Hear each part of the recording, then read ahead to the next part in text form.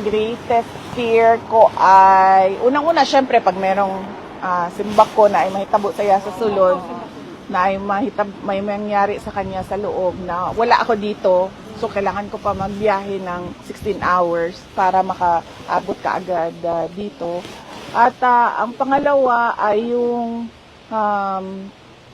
magiging malungkot yung kanyang araw-araw. Malungkot siya araw-araw.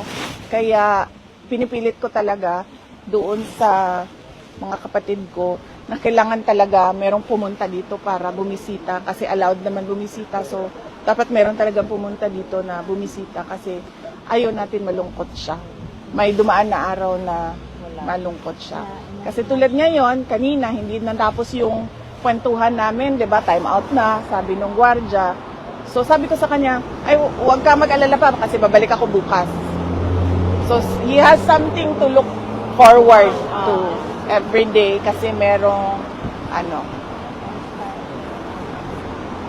Nandiyan yung paborito niyang anak.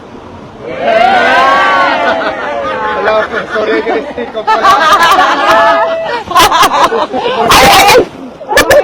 Paborito ng Japon ka niya, Mayor ma'am, di ba? Ha?